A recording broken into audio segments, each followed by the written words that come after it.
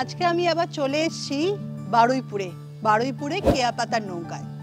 আর এখানে এসে এই সুইমিং পুলের পাশে একটা স্পেশাল গাছের পাশে দাঁড়িয়ে আছি। গাছটা আমি জানি না কি গাছ, তবে যখন সুইমিং পুলটা হয় তখন শুধু এই গাছটাকে বাঁচানোর জন্যই আমাদের সুইমিং পুলটা তুলনামূলকভাবে কিন্তু ছোট করা হয়েছে। দেখো এখান থেকেই সুইমিং পুলটা শুরু। কারণ মানে যারা কাজ করছিল তারা বলেছিল এটা একটা স্পেশাল কোনো ফলের গাছ, কেউ বলেছিল বাদাম গাছ, খুব ভালো গাছ, কিন্তু নামটা বলতে পারিনি। তখন অবশ্য কোনো ফল হয়নি, এবছর প্রথম ফল হয়েছে। কি ফল হয়েছে এটা এখনো জানি না, যাকেই জিজ্ঞাসা করি একজন এক এক রকম নাম বলে। তোমাদের দেখাচ্ছি সেই ফলটা, আগে দেখিয়ে দিই কোথায় কোথায় ফলটা হয়েছে। গাছের বিভিন্ন জায়গাতে ফলে কিন্তু ভর্তি হয়ে গেছে। আর একটা কাকতালীয় জিনিস হচ্ছে, স্পেশালি এইটা যেমন বারুইপুরে হয়েছে, সিঙ্গুরেও আমার একটা ছোট্ট জায়গা রয়েছে, সেখানেও সেদিনকে গিয়ে দেখলাম একটা গাছে এরকম অজস্র ফল হয়েছে অরেঞ্জ কালারে। সেখানে কেউ গাছে কিন্তু হাত দেয়নি বা ফল খায়নি। পাড়ার লোকদের জিজ্ঞাসা করলাম যে এই স্পেশাল গাছটা কি বলো তো, এত সুন্দর লাগছে, যে কোনো গাছই ফল হলে ভালো লাগে। কেউ বলতে পারলো না, কেউ বললো এটা খায়, কেউ বললো খায় না, কেউ বললো জংলি ফল। তা আমি বললাম যাই হোক না কেন দেখতে ভালো, খায় কিনা বলতে পারছি না। তো সেই দিনই আবার যখন এখানে এসেছিলাম, একই দিনে সিঙ্গুর থেকে ডাইরেক্ট বারুইপুরে এসেছিলাম, এসে দেখলাম এই গাছটা রয়েছে এবং এখানেও এই ফলটা রয়েছে। আসল এই টাইমটা হয়তো এই ফলটা হয়। ফলটা আমি তোমাদের একটু দেখাই।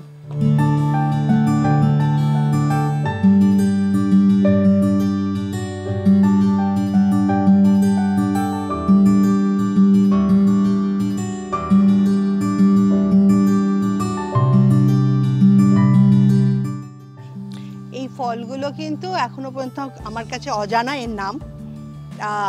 এটা কেউ বলছে ঢেউয়া, কেউ বলছে ঢেউরি, কেউ বলছে বাম্বার, কেউ বলছে আবার মাদারি ফল। তো আমার কিছু জানা নেই, তোমরা কিন্তু আমাকে জানিও যে এই অজানা ফলটা কি। কিন্তু এটা খেতে ভালো, টক টক মিষ্টি মিষ্টি, অনেকেই বলছে কিন্তু নাম বলতে পারছে না। তাই কোনো অজানা ফল দিয়ে না রান্নাটা করে ফেলি, কারণ কি রান্না হবে সেটা জানি না। খেয়ে দেখেছি বেশ ভালো, একটু টেস্টি রয়েছে। এবার রান্নার প্রিপারেশনটা করে নিই।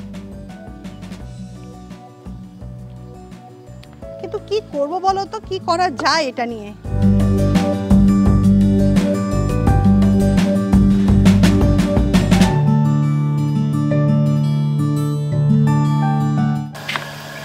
টমেটো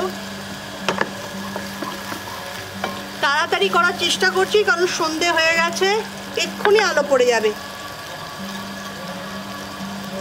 এটা হচ্ছে পেঁয়াজ কলি ছোট ছোট করে কাটা। পেঁয়াজ পাতা হলে ভালো হতো, পেঁয়াজ পাতা নেই, পেঁয়াজ কলি হয়ে গেছে। অল্প একটু কাঁচা লঙ্কা, একটু হলুদ,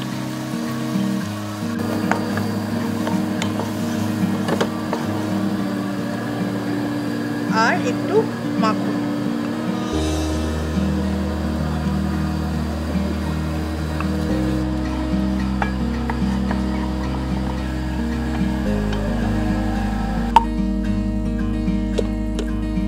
ফার্স্টে চিকেনগুলো দিয়ে দেবো।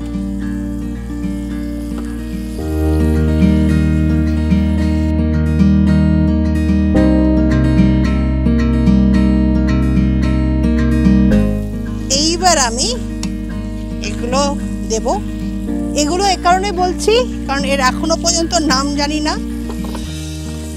আর একটা জিনিস দেখেছি, ঠিকঠাক যদি মশলাপাতি দেওয়া যায় মাংসের সঙ্গে, যে কোনো জিনিস দিলেই তার একটা সুন্দর স্বাদ তৈরি হয়ে যায়। এটা আমার অভিজ্ঞতা অবশ্য। এই সঙ্গে আর একটু শসার গ্রেভি দিয়ে দেব।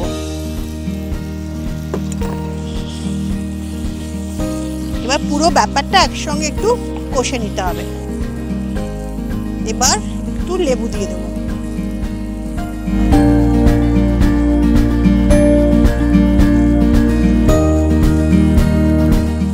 আর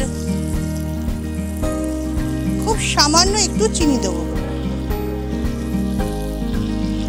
এইবার পুরো ব্যাপারটা একসঙ্গে কষতে হবে। সেদ্ধ করার জন্য একটু চাপা দিয়ে দিই, তাহলে সেদ্ধটা তাড়াতাড়ি হবে। তাড়াতাড়ি করতে হবে, নাহলে আলোটা পড়ে গেছে, এক্ষুনি অন্ধকার হয়ে যাবে। চারিদিকে আলো জ্বলে উঠেছে, যখন ফলটা পাড়ছিলাম তখন তাও দিনের আলোটা অনেকটা ছিল, এখন কিন্তু দিনের আলো একদম শেষের দিকে, চারিদিকে আলো জ্বলে উঠেছে। আমি জানি না ছবিতে কেমন আসছে। একটু গোলমরিচ দিয়ে দিই।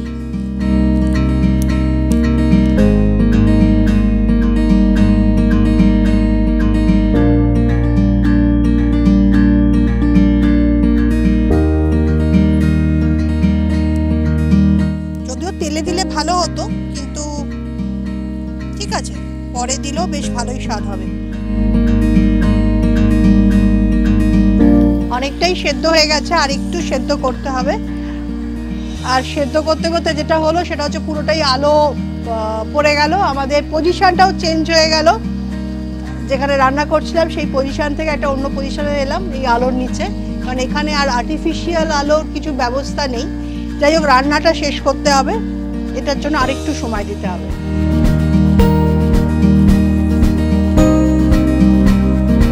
রান্নাটা হয়ে গেছে, এবার দেখে নিই সেদ্ধ হয়েছে কিনা। হ্যাঁ, মাংসটা তো একদমই গলে মিশে গেছে, খালি ফলটা সেভাবে মিশে যায়নি, কিন্তু সেদ্ধ হয়ে গেছে মনে হচ্ছে। একটু দেখে নিই।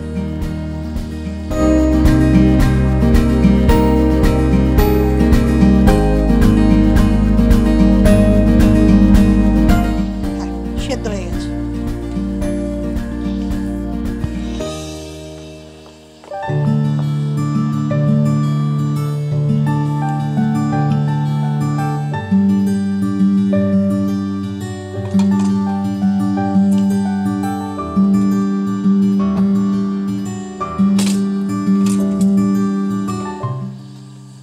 এবার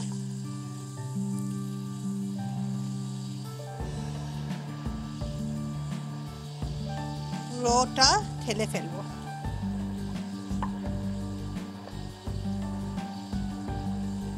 এখনো পর্যন্ত জেনে উঠতে পারিনি এই স্পেশাল ফলটার নাম কি।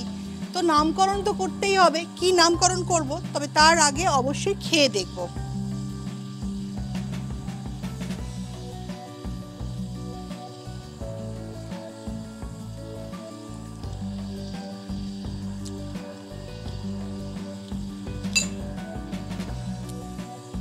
মাংসের খুব ভালো টেস্ট হয়েছে, আর স্পেশালি এই ফ্রুটটার সেভাবে টেস্ট বোঝা যাচ্ছে না, মাংসের সাথে মিশে গিয়ে মাংসের মতনই লাগছে, ভালোই লাগছে, একটু অন্যরকম লাগছে। তো আমার মনে হয় এটার নাম কি দেওয়া যায় বলো তো? অজানা ফ্রুট, কি ফ্রুট জানি না। একটা দেওয়া যেতে পারে ফ্রুট উইথ চিকেন, একটা দেওয়া যেতে পারে অজানা ফ্রুট উইথ চিকেন, আর কি দেওয়া যেতে পারে তোমরা আমাকে জানাতে থাকো। আমি ততদিনে যদি জেনে ফেলতে পারি নামটা, তাহলে অবশ্যই ক্যাপশনে লিখবো। আর যতদিন যদি না জানতে পারি, তাহলে এটা থাক